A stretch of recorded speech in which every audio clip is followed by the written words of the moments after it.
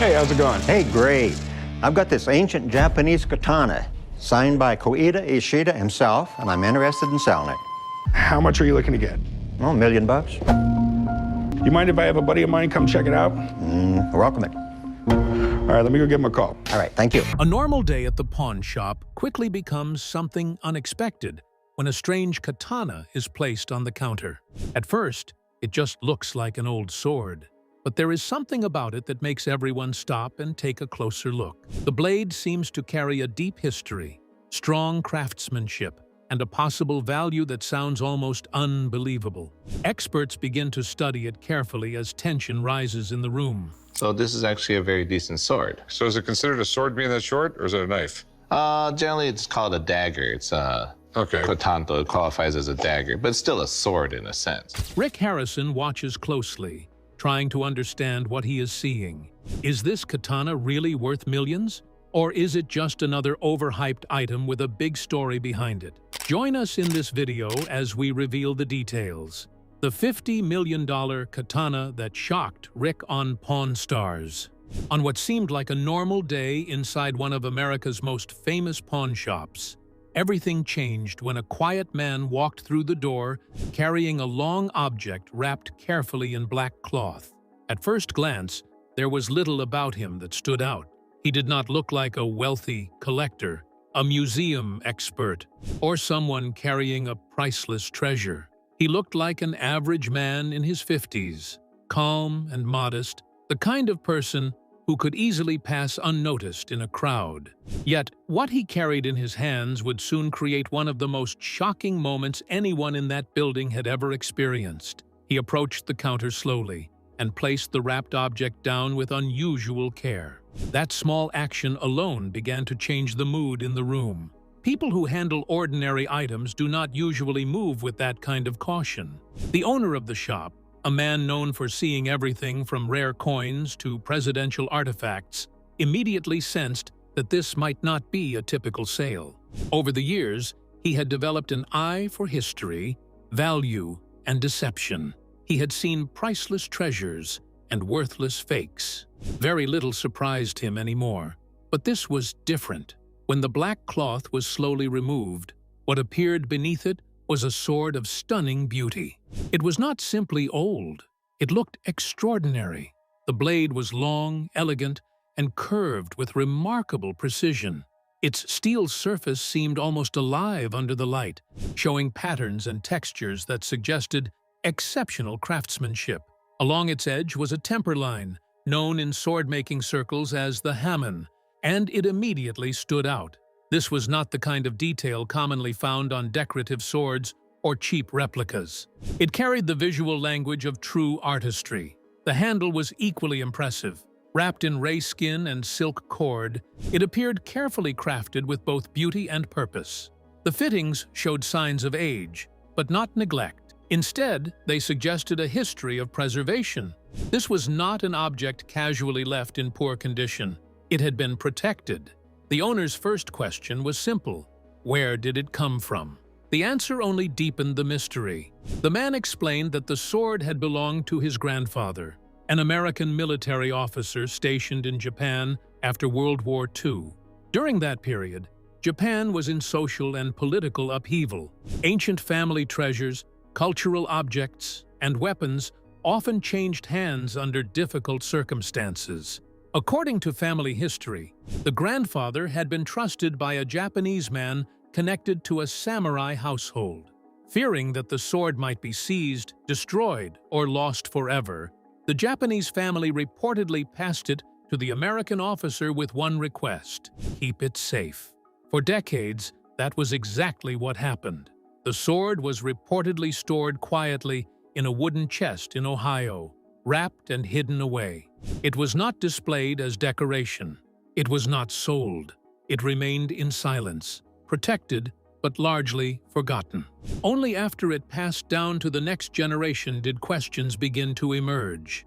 Research into its design and possible origin reportedly revealed signs that it could be far more important than anyone had imagined. This was the moment where curiosity became a serious investigation. The shop owner, despite his years of experience, understood immediately that this was beyond normal expertise. Rather than rush into a purchase or offer an estimate, he called in specialists. The first expert to examine the sword was knowledgeable in Japanese antiques. Even before a full analysis, her reaction was powerful. She reportedly recognized that the blade's shape, curvature, and visible craftsmanship aligned with features associated with one of the most important periods in Japanese sword-making history, the Kamakura period, which began in the late 12th century. This possibility changed everything. If true, the sword might not simply be centuries old. It could be more than 700 years old. That realization instantly transformed the item from an interesting family heirloom into a possible cultural treasure. The expert also noticed signs that the sword might connect to the Awataguchi school, one of the most respected sword-making traditions in Japanese history. At this stage, caution became essential. Extraordinary claims require extraordinary proof. The sword could not simply be admired. It needed to be studied. More experts were called. Historians, scholars, and conservators became necessary because every visible detail raised the stakes. The blade's hidden tang, known as the nakago, was especially important because that concealed portion often contains signatures, inscriptions, and historical markers left by the original maker. But accessing it carried risks. A sword of such potential importance could be damaged by improper handling. Even removing the handle required precision. As specialists prepared for deeper examination, the atmosphere shifted from curiosity to near reverence. What had arrived wrapped in cloth as an uncertain family relic was now being treated as a possible artifact from one of history's greatest craftsmanship traditions. The bigger question was no longer whether the sword was valuable. The real question was far more staggering. Could this ordinary-looking man have unknowingly walked into a pawn shop carrying one of the rarest surviving swords in the world? That possibility alone was enough to stop everyone in their tracks. And as the investigation continued, the truth promised to be even more astonishing than anyone expected. What happened when experts finally uncovered the hidden truth inside the sword, and could its real identity change everything? Stay tuned for more. The experts, the ancient name, and the price that shocked everyone. Once the initial examination suggested the sword might be something truly extraordinary, the investigation entered a far more serious stage. This was no longer about a family story or visual beauty. It became a matter of history, authenticity, and cultural significance. A second expert, one with deep academic knowledge of Japanese swords and historical artifacts, was brought in to conduct a more advanced review. His role was not to guess or speculate. His purpose was to analyze every detail carefully, from the blade's shape to its forging patterns, construction, and hidden identifiers. What immediately became clear was that the sword's true identity could not be confirmed from the visible blade alone. The key lay beneath the handle. In traditional Japanese swords, the nakago, or tang, is one of the most important parts of the weapon. Hidden beneath the grip, it often contains inscriptions that reveal the swordsmith's name, province, and sometimes even the date of creation. For historians, it is often the closest thing to a fingerprint. But there was a major problem. Removing the handle of an ancient sword can be dangerous. If the fittings are original, even slight damage can destroy irreplaceable historical value. This was not a casual procedure. It required someone with conservation-level skill. So a third specialist, a conservator experienced in preserving elite Japanese swords, was called in. The process was slow and tense. Every movement mattered. The sword was treated less like a weapon and more like a sacred object. Carefully, using specialized tools, the handle was removed. Then came the discovery that changed everything. The tang reportedly revealed inscriptions carved into the steel centuries earlier. Experts studied the markings closely, comparing them to known historical records and stylistic evidence. Their conclusion was cautious but electrifying. The sword might be the work of Wataguchi Toshiro Yoshimitsu. That name alone transformed the sword's possible importance beyond ordinary understanding. Yoshimitsu is widely regarded as one of the greatest swordsmiths in Japanese history. His blades are not merely weapons, they are considered masterpieces of craftsmanship. His surviving works are incredibly rare, with only a very limited number believed to still exist. This meant the sword might not just be valuable, it could be one of the rarest forms of Japanese cultural history ever to appear in private hands. Experts reportedly explained that authenticated examples of such blades are often treated as national treasures. Some are held by museums or protected collections and may never enter the open market. Naturally, the next question became unavoidable. What could it be worth? Early estimates already suggested values in the millions, but as comparisons were made to rare private sales and elite auctions, the numbers became staggering. Conservative estimates ranged from several $1 million. Higher-end comparisons suggested that, under the right conditions, with full authentication and legal clearance, the sword's value could potentially rise into tens of millions. Some estimates reached as high as $50 million. That figure was so extreme that even seasoned professionals reportedly struggled to process it. Yet, reality quickly followed excitement. Potential value does not equal guaranteed wealth. Before such a sword could ever command that kind of price, several enormous barriers would need to be overcome. Full authentication by recognized Japanese sword authorities could take years. Provenance would need to be legally reviewed. International cultural property laws could become involved. Ownership questions linked to post-war history might require careful examination. Insurance, security, and preservation would all create serious ongoing costs. In other words, owning something potentially priceless can also create overwhelming responsibility. This is where the event became bigger than money. At its core, this story represents something deeply fascinating about history itself. Extraordinary treasures do not always sit in museums, castles, or guarded vaults. Sometimes they remain hidden in closets, attics, and family storage chests, their true importance unknown for generations. A sword wrapped in cloth, quietly protected for decades, may have carried within it the signature of one of history's greatest masters.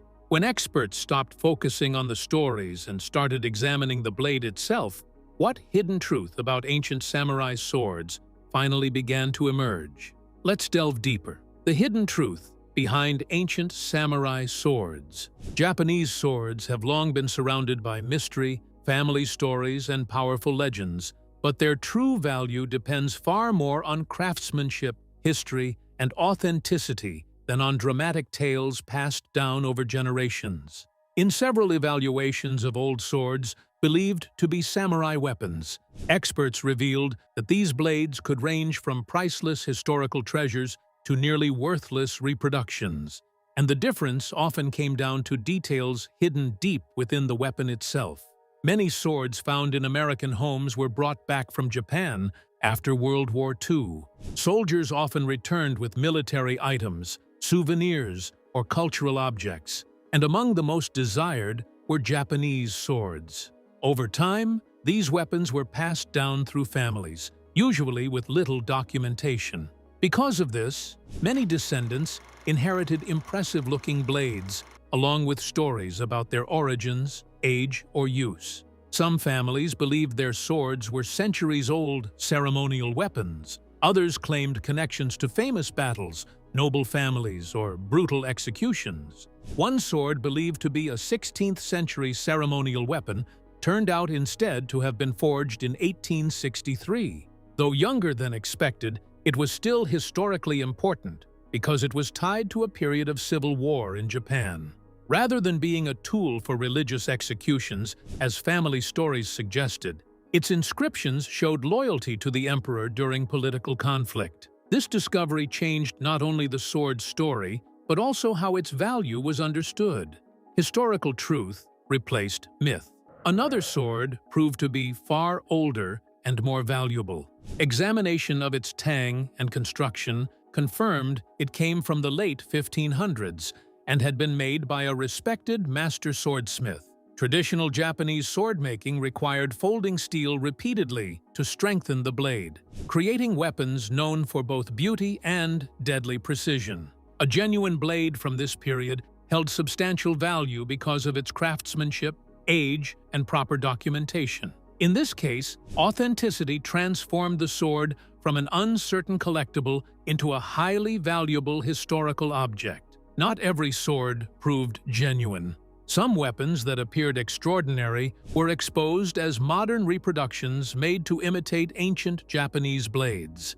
These replicas often copied famous periods such as the Kamakura era, one of the most respected times in Japanese sword history. To untrained eyes, they could appear convincing. However, experts identified errors in materials, signature placement, and manufacturing style. One such sword, believed to be worth tens of thousands of dollars, was ultimately valued at little more than a decorative replica. This revealed how easily false assumptions can inflate value. Even sword parts without blades could hold major importance. Traditional Japanese mountings, scabbards, and handles were often handmade with regional styles and artistic details. In one case, an old scabbard from southern Japan contained a hidden coin compartment, showing that some swords served not only as weapons, but also as protective storage for valuables. Though the blade was missing, the mounting itself remained historically significant due to age, rarity, and craftsmanship. Across all evaluations, one truth remained clear. The real story of a sword is written in steel, construction, and history, not legend. Expert analysis repeatedly showed that family stories were often exaggerated or inaccurate, while the blade itself provided the strongest evidence of origin.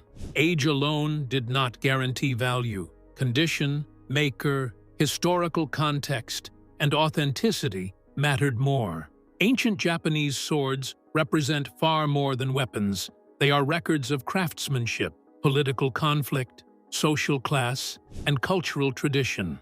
Some were forged for war, some for ceremony, and some for protection. Each authentic blade carries physical proof of the time in which it was created. In the end, the hidden truth behind samurai swords is simple. Every blade has a story, but only careful examination can separate history from myth, treasure from imitation, and priceless legacy from ordinary steel. What happens when a collector believes he has discovered a priceless wartime artifact, only to find out that its true origin may be far more surprising and far less certain than expected? Let's find out. Rare items and their true historical value. A series of rare and unusual objects were brought in for expert checking and possible sale. Each item looked simple at first sight, but careful examination showed that some of them had strong historical meaning. Experts were called in to help understand what each object really was, how old it might be, and how much it could be worth in today's market. One of the most important items was a 1922 high-relief silver coin.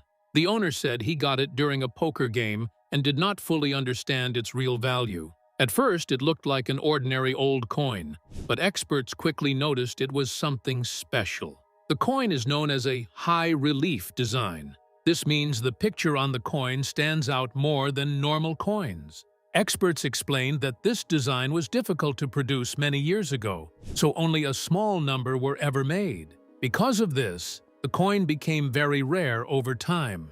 It was also explained that most of these coins were melted down or not released widely. This makes surviving pieces extremely valuable today. The coin is part of early American mint history and is considered one of the most important types of silver dollars. After checking its condition and certification case, experts confirmed that the coin was real.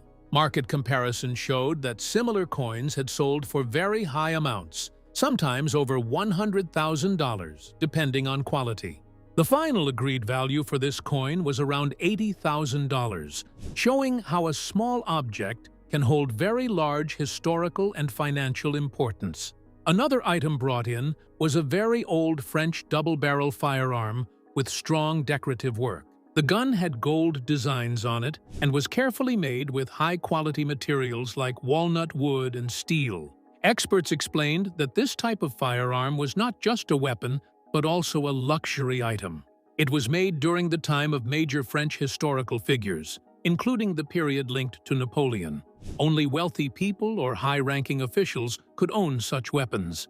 The firearm used a flintlock system, which means it needed powder and a spark to fire. Even though it is very old, it was still in working condition when tested carefully. Experts confirmed that it was well built and could still function properly. Because of its design and history, the estimated value was around $30,000 if sold at auction. After negotiation, the final purchase price was set at $16,000. Several Japanese swords were also brought in. These swords were presented as ancient samurai weapons, but experts needed to check if they were real or modern copies. One sword looked old and detailed, with a curved blade and traditional design. However, experts focused on a key area called the tang, which is the hidden part of the blade under the handle. This part usually contains the maker's signature. After inspection, experts found that one sword had signs of being a modern reproduction. The signature did not match historical records, and the placement of markings was incorrect for the claimed time period. Because of this, the sword was valued very low, between $50 and $200. This stage of the evaluation showed an important lesson. Many old-looking items are not always authentic. Without expert checking, it is easy to believe something is valuable when it is not. The difference between real historical swords and modern copies can be very small to an untrained eye. This is why expert analysis is necessary before any sale or purchase is made. While some items were proven to be real and valuable, others needed deeper investigation to confirm their true origin. The next part of the report continues with more rare discoveries, including ancient artifacts, military history items, and other valuable collectibles that required careful expert review.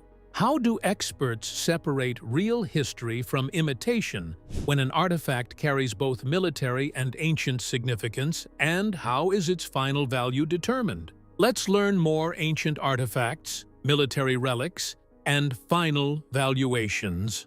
After the first group of valuable items was examined, more objects were brought in for review. These items were older and more unusual, including ancient cultural pieces and military history objects. Experts used knowledge from archaeology, history, and material science to understand their true value and origin. One of the most interesting items was a ceramic duck figure from ancient Mexico. The owner believed it might be very old and possibly used in spiritual practices. Experts confirmed that the item was likely from between 300 BC and 300 AD, making it more than 2,000 years old. It was created by early Mesoamerican cultures, who often made animal figures for burial rituals. These objects were believed to help guide people in the afterlife. The duck shape was not random. It had meaning connected to spiritual beliefs about life after death. The artifact showed strong craftsmanship. It had smooth finishing marks and signs of ancient kiln firing methods. Even though it had small repairs, it was still considered authentic and in good condition. Its estimated value was about $8,000, and it was purchased for around $4,000 to $5,000. Another important item was a World War II leather jacket with military patches. At first, it was not fully clear what unit it belonged to or how important it was. Experts carefully studied the markings and discovered links to major World War II events, including Normandy and the Battle of the Bulge. The jacket included references to airborne military units known for major battles in Europe. One key detail was the phrase connected to the battered bastards of Bastogne, a nickname for soldiers who were surrounded but refused to surrender during harsh winter fighting. This added strong historical meaning to the jacket. Experts also checked the paint and insignia. They confirmed that the markings were not recently added. The aging pattern showed that they were original from the wartime period. Because of its strong military history and condition, The jacket was valued at around $12,000. This case showed how important it is to test and verify items before giving a price. Many military items are copied or faked, but careful analysis of materials, paint, and stitching can reveal the truth. Even small details can change the value of an item significantly. Across all items reviewed, the results showed a wide range of values. Some objects were extremely rare and worth large amounts of money, while others were only valuable after expert confirmation, and some turned out to be modern reproductions. The key lesson is that appearance alone is not enough. True value comes from verified history, expert knowledge, and confirmed authenticity. After reviewing ancient artifacts and war relics, the final focus of the broader collection shifts toward how expert judgment and authentication decisions ultimately determine whether an object becomes a priceless treasure or a common replica. Could another ordinary-looking heirloom actually hold hidden historical value tied to the time it was made and the events that shaped its existence? Let's take a closer look. The origins and historical rarity of the 1941 Gibson SJ-200 guitar. A rare acoustic guitar was brought forward for inspection, and it immediately stood out as something far beyond a normal musical instrument. It was identified as a Gibson SJ-200, a large and highly respected model known for its strong sound, detailed craftsmanship, and premium build quality. This type of guitar was first introduced in the late 30s, during a time when guitar makers were trying to produce instruments that could deliver louder sound and better tone for professional musicians. From the beginning, this model was considered one of the highest quality acoustic guitars ever made by Gibson. The SJ-200 line was not produced for a long period. Its production began around 1938, and it quickly became known as the top level of Gibson's acoustic guitar range. It was often called a jumbo-style guitar because of its large body shape. This size helped it produce deeper sound and greater volume compared to smaller guitars of the time. Musicians who used it appreciated both its appearance and its powerful sound output. However, production of this guitar did not last long. In 1941, a major global event changed everything.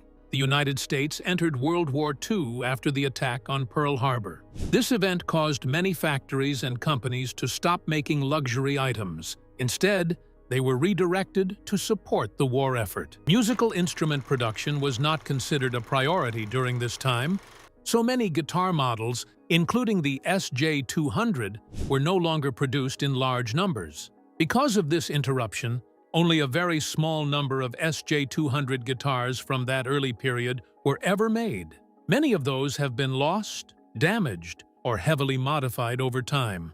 As a result, any surviving example from that short production window is now considered extremely rare. Collectors and musicians view these instruments as special historical objects, rather than just tools for making music.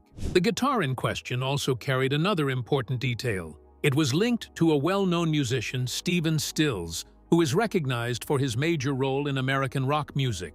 He was part of famous music groups that helped shape the sound of rock during the late 60s and beyond. His connection to the guitar added an extra layer of importance, because instruments owned by famous musicians often gain higher value due to their history and cultural meaning. Documentation was also available, helping to confirm the guitar's background.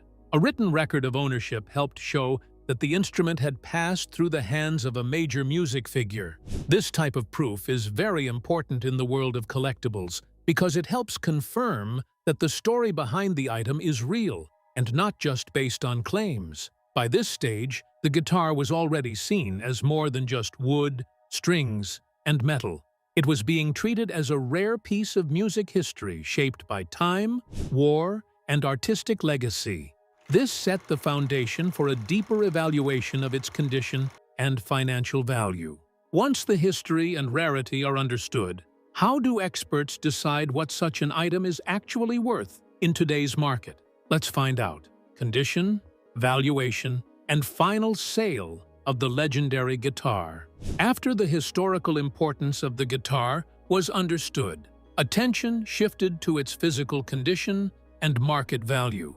The instrument showed clear signs of age, which is normal for something made many decades ago. There were visible cracks on the body and signs that it had been repaired at different points in its life.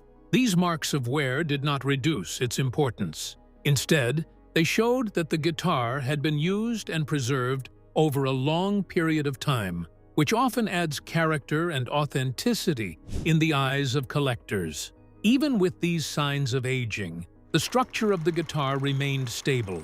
Experts noted that it still held its shape and could continue to function as a playable instrument. The sound quality, even in an aged condition, was still considered valuable because older wood often produces a warm and rich tone that modern instruments sometimes cannot match. A professional evaluation was carried out to determine its financial worth. When judged purely on rarity, craftsmanship, and production history, the guitar was estimated to be worth between $75,000 and $90,000. This range reflected its status as a rare early model from a short production period. However, the value did not stop there. The connection to Stephen Stills significantly increased its market price. Instruments owned by famous musicians often attract collectors who are willing to pay more for the history attached to them. With this added factor, the estimated value rose to between $95,000 and $120,000. The seller entered the discussion with an asking price of around $110,000. So what do you want for it? I'm looking to get $110,000 for it. Ooh, that,